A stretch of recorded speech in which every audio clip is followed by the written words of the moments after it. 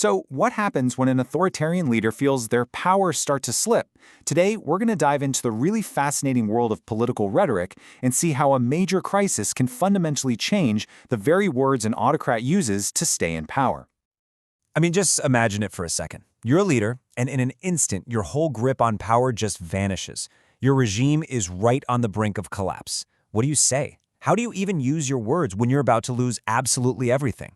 This isn't just some hypothetical. It's a super high-stakes question that a recent political science study set out to answer.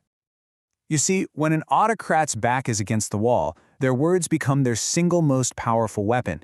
And we're going to explore exactly how they wield this weapon using a fascinating study that analyzed thousands of speeches to decode the language of political survival. All right, so first up, let's get a handle on the tools a leader uses to maintain power, especially when they feel threatened. And this brings us to the whole language of legitimacy. A key tool for pretty much any authoritarian leader is something called ideological legitimation. Now, that's a fancy term, but the idea is actually really simple. It's all about using big, powerful concepts, like nationalism, religion, or populism, to justify why they're in charge. It's about crafting a story that makes their power seem not just necessary, but righteous. And this leads us to the absolute core question of our investigation today. Does all this ideological language actually change when a leader is staring down an existential threat? Does their story shift when the palace walls start to crumble? Well, to answer a question that big, researchers needed a real-world laboratory. And they found the perfect, if tragic, case study in the anatomy of a very recent crisis. The date is July 15, 2016. The place? Turkey. All of a sudden, a violent military coup attempt just erupts out of nowhere. Now, for the researchers, this event became what they call a natural experiment, a sudden shock that created a crystal clear before and after for their study.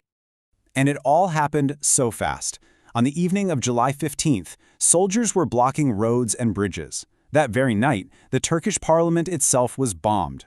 But by the next morning, after thousands of civilians mobilized against it, the coup had failed. The regime survived, but wow, it was a close call. So, with a clear before and after established by the coup attempt, the researchers could then turn to the data. It was time to start decoding the speeches. And the scale of this analysis is just immense. We're talking about researchers collecting and analyzing 1,181 speeches from Turkish President Erdogan spanning from 2014 all the way to 2022. So how on earth did they do it? Well, you can think of it like a digital CSI for political language. First, they gathered up all those speeches. Then, they used some really powerful text analysis software to identify and count every single instance of ideological language. And finally, they could scientifically measure the change in that language from before the coup to after. Okay, so what did all this data actually show? Well, the first major finding was in the immediate reaction to the crisis. This graph right here is basically the smoking gun.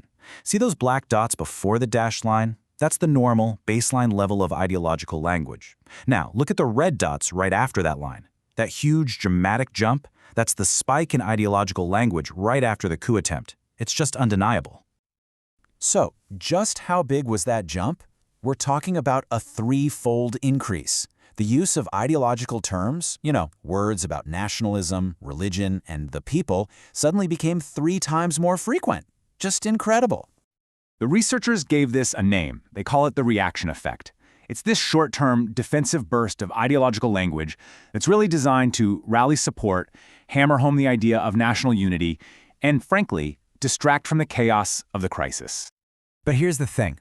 The story doesn't end there, because as that initial panic started to fade, a much more permanent change began to take root.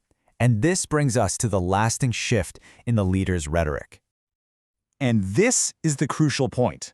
While that initial spike in ideological language did eventually return to normal levels, the target of that language, well, that changed forever. This chart shows us exactly how that target shifted. It's measuring how closely certain words are associated with each other.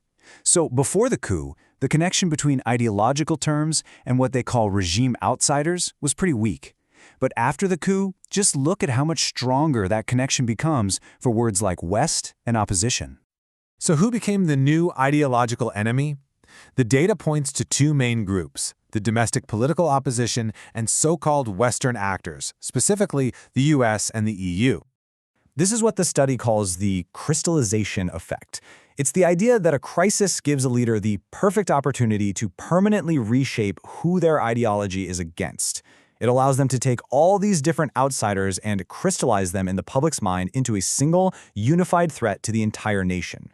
You know, this quote from the study really just sums it all up perfectly. Authoritarian ideologies aren't set in stone. They're flexible tools that can be changed on the fly, both in how much they're used and who they're used against, all to control how the public understands what's going on.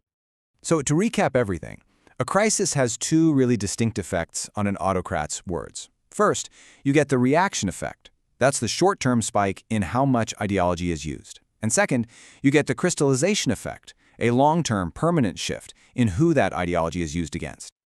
And this all leaves us with a pretty critical question. If a single crisis can permanently reshape a leader's language, what subtle shifts in rhetoric should we all be listening for during times of political turmoil around the world today? Thanks for joining us for this explainer.